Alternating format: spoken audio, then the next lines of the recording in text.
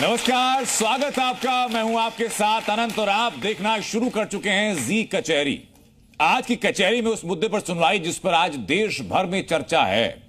सनातन पर लगातार हो रहे हमलों के बीच आज जी कचहरी में हम एक ऐसी शख्सियत का स्वागत करने जा रहे हैं जिनके विचारों ने न केवल अयोध्या आंदोलन को नई धार दी, दिशा दी, बल्कि भारत के राजनीतिक, सामाजिक और सांस्कृतिक परिदृश्य को राम की तरफ मोड़ा भी।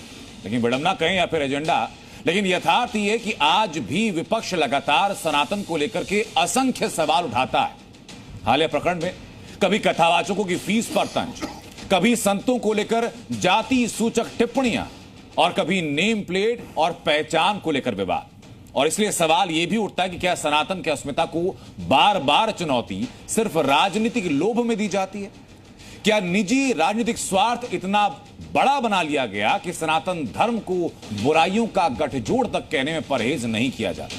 उधर कांवड़ रूट पर पहचान छिपाने का मजहबी मामला सामने आता है। ढाबों पर काम करने वालों के हाथों में कलावा बांधकर नकली नाम रख करके भोले के भक्तों से झूठ बोला जाता है। तो सवाल यह कि क्या सनातन विरोधी विपक्ष की नीति है या ये तुष्टीकरण का एजेंडा है? कांवड़ रूट पर पहचान छिपाने वाले मजहबी घोटाले के पीछे क्या साजिश है? ये जरूरत क्यों पड़ती है? इन तमाम मुद्दों पर आज कचहरी में चर्चा भी होगी और उसमें कई बयान सामने ऐसे भी आएंगे जो संभवतः इन विवादों को विराम भी देंगे। सर, अगर आपकी इजाजत हो तो हम आज के मेहमान को बुलाना चाहेंगे। अनुमति है। बहुत शुक्रिया सर आपका। तो आज हम बुलाना चाहेंगे राम जन्मभूमि के आंदोलन के दौरान अपनी प्रभावशाली भाषणों के जरिए जनमानस में जोश भरने वाली परम शक्ति पीठ और वात्सल्य ग्राम की संस्थापक, जन जागरण अभियान के माध्यम से राष्ट्रवादी विचारों के प्रसारक और राष्ट्रवादी निरंतरता का सजीव प्रतीक, पद्म भूषण से सम्मानित साध्वी ऋतंबरा जी को तालियों के साथ इनका स्वागत किया जाए।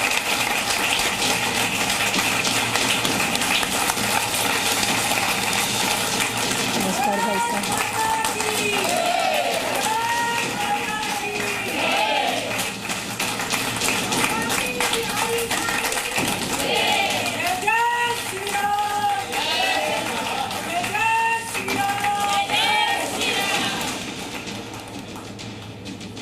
ये तालियों की गड़गड़ाहट बता रही है कि आपके आगमन को लेकर के हर तरफ उत्सुकता है, ऑफिस के बाहर भी और स्टूडियो के अंदर भी। हाँ, अपने प्यार करने वाले और जो विचार परिवार होता है उसको उत्साह होता है, उसे देख के जो नेतृत्व कर रहा हो इस विषय का। मुझे वैसे भी भारत में बहुत नेह मिलता है अनंत, और आपके इस प्रांगण की तालियों ने भी मुझे कृतज्ञ बनाया है। मैं आप सबको धन्यवाद देता हूँ।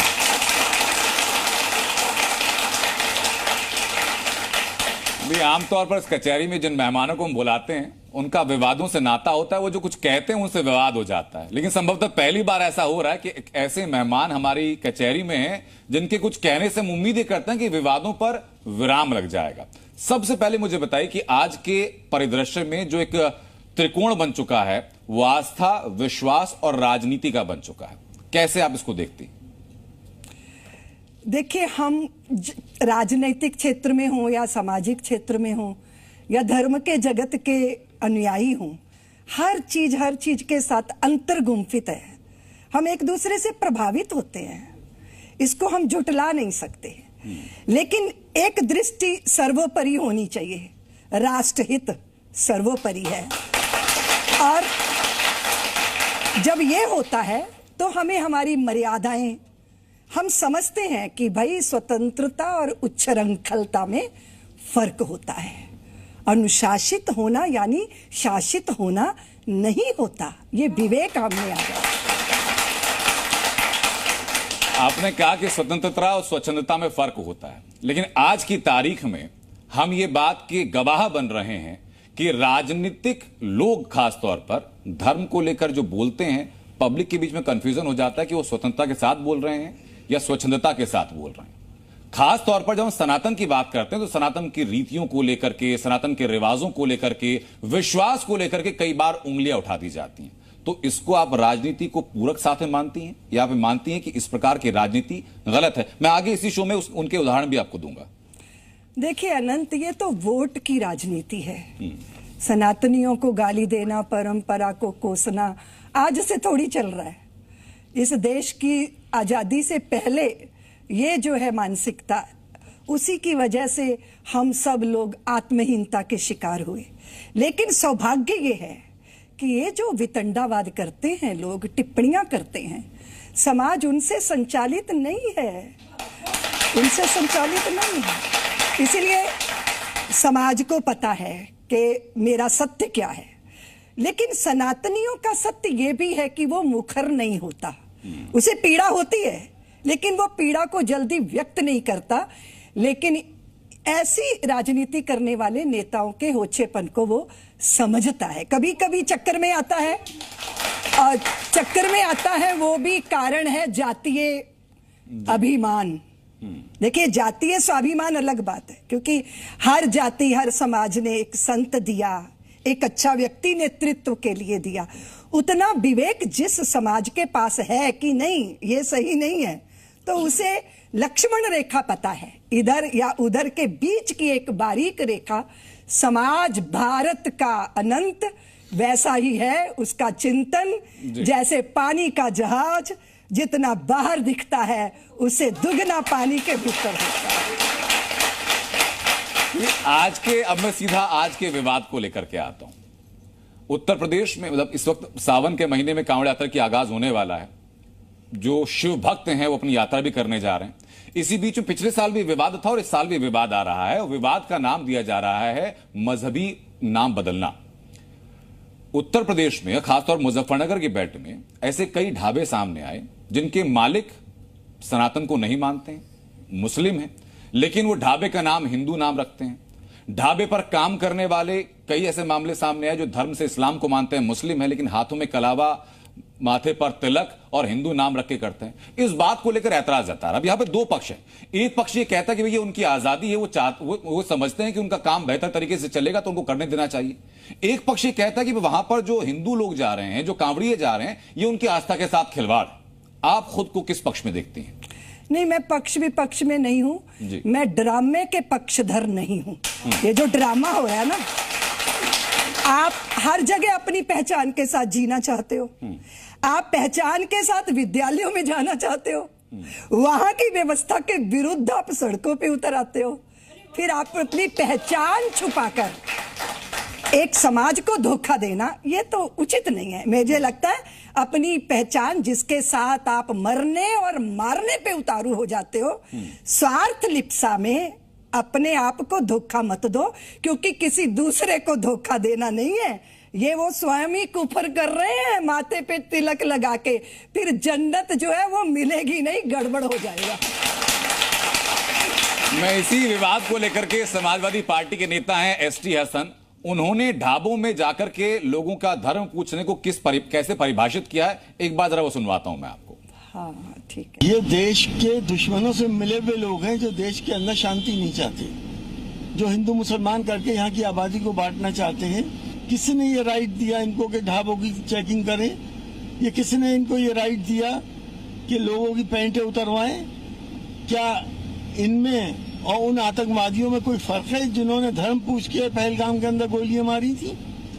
ये भी एक तरह के आतंकवादी हैं और वो भी आतंकवादी थे। समाजवादी पार्टी के नेता की अपनी बात सुनी। मैं आपका वक्तव्य जानूं उसके पहले चार पत्रकार हमारे साथ हैं, उनका परिचय मैं दर्शकों से कराता हूं। रामकृपाल सिंह जी हमारे साथ हैं, हमारे साथ विनोद अग्निहोत्री जी हैं, राकेश उपाध्याय जी हमारे साथ हैं और अरविंद मोहन जी मेरे साथ हैं। विनोद जी, पहलगाम हमले का जिक्र किया गया, क्या उसकी पैमाना आप ये देखते हैं कि पहलगाम में जिन आतंकियों ने हमला किया, गोलियां चलाई, उन्होंने धर्म पूछकर गोलियां चलाई, धर्म पूछकर हत्या की? मुजफ्फरनगर में जिस ढाबे के तलाशी के लिए लोग गए थे वो भी जाकर धर्म पूछ रहे थे, तो क्या दोनों तुलनाएं आपको सही लगती हैं? नहीं, तुलनाएं ठीक नहीं है। पहलगाम की घटना एक अलग तरह की घटना थी, आतंकवादी घटना थी, और ये धर्म पूछने वाले लोग जो थे स्थानीय लोग थे। लेकिन मुझे लगता है उनको जाकर सीधे धर्म पूछने के बजाय पुलिस को ये काम करना चाहिए जी। ये काम पुलिस का और सरकारी तंत्र का है कि वो जांच करें कि कौन क्या है। हर व्यक्ति अगर कानून अपने हाथ में ले लेगा और सबकी पहचान करने लगेगा तो फिर कानून व्यवस्था कहाँ रहेगी? तो मुझे लगता है ये थोड़ा फर्क करना चाहिए हमको। नहीं, आपने बहुत अच्छा सुझाव दिया कि कानून का सहारा लेना चाहिए, नहीं तो कुछ लोगों को देख के फिर बाकी सब भी ये सब करेंगे। लेकिन सबसे बड़ी बात है, ये सवाल क्यों पैदा हो रहे हैं, ये मुस्लिम समाज के जो प्रमुख हैं उनको सामने आकर बताना चाहिए कि ये कुछ लोगों की करतूतें हैं। हम पूरा समाज ऐसा कभी भी भोजन इत्यादि के साथ नहीं करते। उनके कोई अधिकृत वक्तव्य नहीं आते तो समाज में ये द्वंद्व बना रहता है। आपने बातें की कि सबका ईश्वर एक है, आपने एकरूपता की बातें की, लेकिन आमतौर पर जब धर्मगुरु या जो कुछ कथावाचक होते हैं वो जब ऐसी बातें करते हैं तो इस बात को लेकर भी ऐतराज होता है। और इसका मैं हालिया उदाहरण एक बाइट के रूप में सुनवाना चाहूंगा। उत्तर प्रदेश के पूर्व मुख्यमंत्री हैं, समाजवादी पार्टी के राष्ट्रीय अध्यक्ष अखिलेश यादव, धर्मगुरुओं को लेकर के या कथावाचकों को लेकर के उनके उद्बोधन क्या है, एक बार वो भी सुनवा देता हूं आपको। कई कथावाचक हैं जो 50 लाख रुपए लेते हैं। कोई किसी की हैसियत है कि धीरेन्द्र शास्त्री को बुला ले अपने घर? आप पता करवा लीजिए, अंडर टेबल नहीं लेते हैं वो धीरेन्द्र शास्त्री क्या? कथावाचक की पता कितनी कीमत होगी उनकी फ्री थ्रो। कथावाचकों की कीमतों को आंक रहे हैं। और ये विवाद, आप सब लोग इस बात से वाकिफ होंगे कि भाई एक यादव समुदाय के व्यक्ति ने कहीं कथा पढ़ दी थी, उसको लेकर के विवाद हुआ। तो पहला सवाल तो दीदी मेरा उसको ये है कि क्या कथा वाचन पर ब्राह्मणों का एक अधिकार है या कोई और व्यक्ति जो पढ़ना चाहता है, वेद पुराण शास्त्र को पढ़ना चाहता है, वो आगे ज्ञान दे तो उसको भी आप उचित मानती हैं? देखिए, पहले तो जो आपने अभी वक्तव्य सुनाया वो कुछ लोगों को प्रसन्न करने के लिए ऐसा बोला गया है। किसको प्रसन्न कर रहे हैं? उचित नहीं है बोलना।